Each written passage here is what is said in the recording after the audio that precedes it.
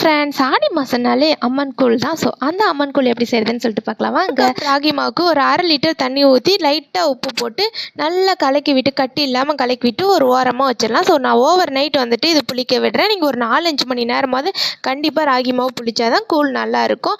So அடுத்த நாள் காலையில் ஒரு 1/4 டம்ளர் அரிசி ஊற வச்சுட்டு, பச்சரிசி ஊற வச்சுருக்கேன். 1/2 மணி நேரம் அரிசி ஊறினதுக்கப்புறமா அடுப்பில் தண்ணி வச்சு தண்ணி சூடானதுக்கப்புறம் அரிசி நல்லா 3/4 பாகு வெந்து வந்தது நம்ம கரைச்சி வச்சிருந்தா ராகி மாவு ஊற்றிக்கலாம். கூடவே கொஞ்சம் தண்ணி சேர்த்து ஊற்றிக்கலாம். ஆல்ரெடி சாப்பாடு வேக வைக்கிறதுக்கு ஒரு 1/2 லிட்டர் ஊற்றிருப்போம்.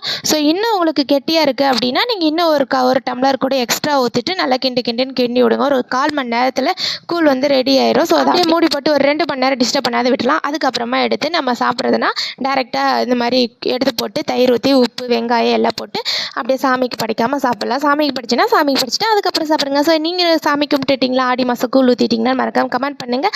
ஸோ ஆடி மாதம் கூழ் இல்லை, அதனால் வேப்பிலையை சரி விடலாம். பாய்.